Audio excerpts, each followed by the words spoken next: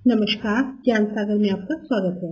आज हम कक्षा 12 की हिंदी कोर्स ए के लिए मैराथन भाग 2 में आए हैं, जिसे हम बहुत कम शब्दों में गागर में सागर की तरह प्रयोग करना चाहते हैं और बहुत संक्षेप में सारे पाठों की समरी हम आपको समझाएंगे। हम इस वीडियो का एक भाग पार्ट 1 पहले ही अपलोड कर चुके हैं, जो कि काव्य खंड को दर्शाता है, उसकी तैयारी दिखाता है। चलिए गद्य खंड को शुरू करते हैं। हमारे गद्य खंड में पहला पाठ है भक्तिन। भक्तिन महादेवी वर्मा जी द्वारा लिखा गया पाठ है, जो कि एक संस्करणात्मक रेखा चित्र है। उसमें वो अपनी एक सेविका को ध्यान करती हैं, याद करती हैं। वो उनके साथ काफी दिनों से हैं। उस भक्तिन का जो वास्तविक नाम है वो लक्ष्मी है और उसने अपने जीवन में बहुत उतार चढ़ाव देखे हैं, बहुत कष्ट देखा है और अंत में जब वो परेशान हो गई तो उसने अपने गांव घर बार को छोड़ दिया और वो शहर में काम की तलाश में आ जाती है और महादेवी वर्मा जी के यहाँ पर एक सेविका नौकरी करती है। उसको खाना बनाना ज्यादा अच्छा नहीं आता है, लेकिन सेवा भाव उसके अंदर है। वो सामान भी रख लेती है, पैसों को भी धर धर रख लेती है और उसको वो चोरी भी नहीं समझती। वो समझती है कि अगर पैसे कहीं मुझे मिले हैं उसे एक जगह रख देना, इसमें कोई बड़ी बात नहीं है। अगर कोई पूछेगा तो मैं बता दूंगी।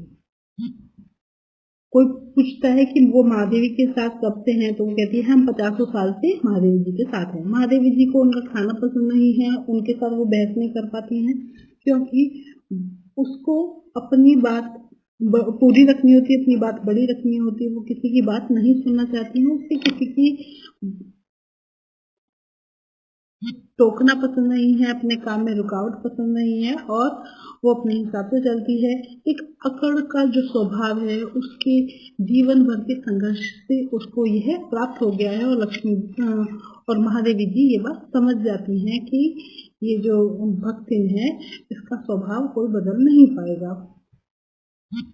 अगला पाठ है आपका बाजार दर्शन। बाजार दर्शन जो है वो जयनेन्द्र कुमार जी द्वारा लिखा गया है। इसमें जयनेन्द्र कुमार जी ने भिन्न भिन्न तरीके से बाजार को दर्शाने की चेष्टा की है। वो दार्शनिक रूप में, सामाजिक रूप में इसको दिखाते हैं।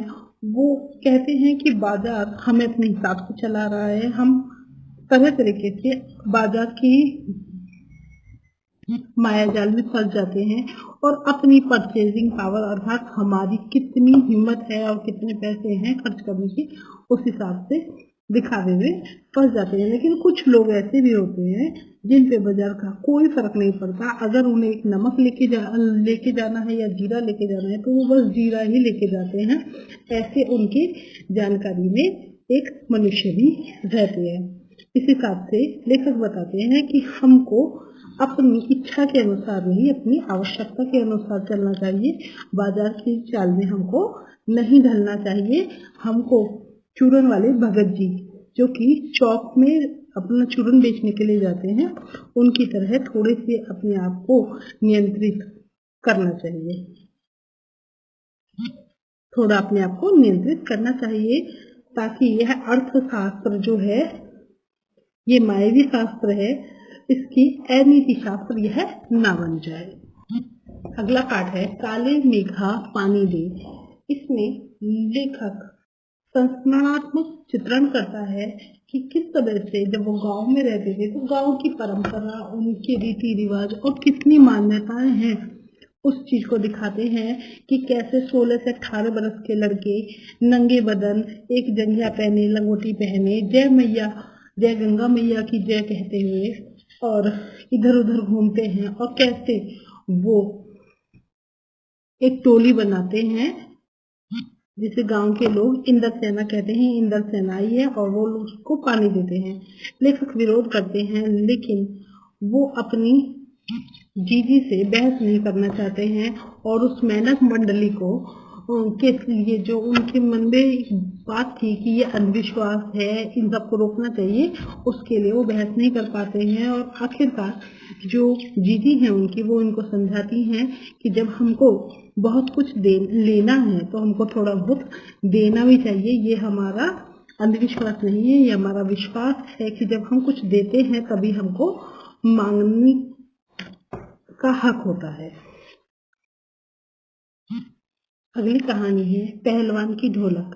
पहलवान की ढोलक कर्णेश्वर नाथ रेणु जी द्वारा लिखी गई कहानी है, जिसमें वो एक ऐसे पहलवान की बात करते हैं जो अपने ससुराल में रहता है, जिसकी सास ससुर ने उसको पढ़ाया लिखाया है और वह ढोलक बजाता है। गांव में महामारी पहुंच जाती है। गांव में महामारी के कारण लोग दम तोड़ने लगते हैं। उसका खुद का बेटा, पहलवान का खुद का बेटा भी दम तोड़ देता है, लेकिन फिर भी वह ढोलक बजाता है। जब वो मरता है तो कहता है, लोगों से कहता है कि जब मैं मर जाऊं तो चिता पर मुझे चित नहीं, पेट के बल सुनाना। मैं जिंदगी में कभी भी चित नहीं हुआ, क्योंकि वह पहलवान था, वह कभी चित नहीं हुआ। चिता सुलगने के समय ढोलक बजा देना, और वह आगे बोल ही नहीं पाया। ये एक आंचल की कहानी है, एक गांव के संभाग की कहानी है, लट्ठन पहलवान की कहानी है, जिसने अपने जीवन के सभी उतार चढ़ाव को देखा और फिर अंतिम विदा तक उसने ढोलक को नहीं छोड़ा, वह ढोलक हमेशा बजाता रहा। शिरीष के फूल हजारी प्रसाद द्विवेदी जी द्वारा लिखा गया कल्पलता निबंध संग्रह के अंदर यह एक निबंध है, जिसमें वो फूल जो कि शिरीष के फूल हैं उनको दिखाते हैं कि किस तरह से वो अड़िग बने रहते हैं और वो हमेशा सजते हैं, हमेशा खिल जाते हैं और उन्हें कोई देखने वाला भी नहीं होता, फिर भी वो हमेशा अपनी फूलों की सुगंध और भर जाते हैं अपने आसपास के वातावरण को।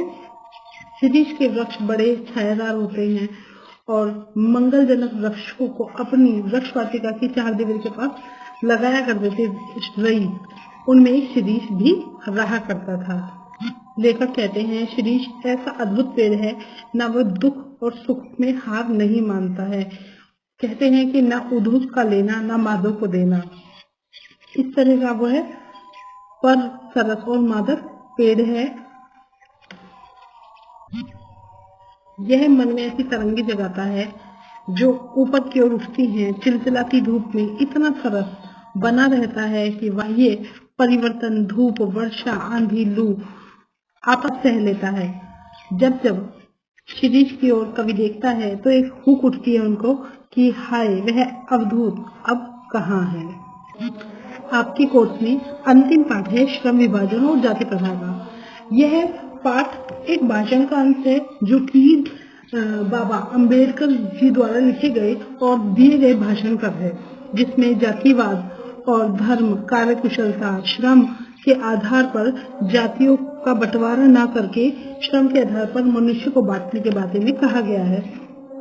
वो अपनी कल्पना का आदर्श समाज भी बताते हैं कि जहाँ पर स्वतंत्रता हो, समानता हो, भारतता हो, ऐसा देश, ऐसा समाज, आदर्श समाज होगा जहाँ पर जाति प्रथा का मूल भी नहीं होगा। यहाँ पर समानता, स्वतंत्रता की बात की गई है। सबको सामाजिक और सबको मानवता युक्त होकर जीवन में आगे होने का प्रयास करना चाहिए, एक दूसरे के लिए आगे बढ़ने का प्रयास करना चाहिए। सिर्फ जाति के आधार पर न देखकर उसके प्रयासों और उसकी विशेषताओं से व्यक्ति को ही आगे मौका मिलना चाहिए। इस तरह की उन्होंने प्रेरणादायक और समानतावादी बातें इस भाषण में दी गई हैं। आज के लिए इतना ही। गद्यखंड में इतना ही। पदखंड के लिए हमने दूसरा वीडियो तैयार किया है, उसको अपलोड कर दिया गया है, कृपया उसे भी देखें। नए व्यूवर्स प्लीज चैनल को सब्सक्राइब कीजिए, वीडियो को शेयर कीजिए, कमेंट करके मुझे बताइए कि वीडियो आपको कैसी लगी। अच्छी लगी है तो लाइक भी कर दीजिए। आज के लिए इतना ही। मिलते हैं अगली वीडियो में। आज के लिए इतना ही। धन्यवाद।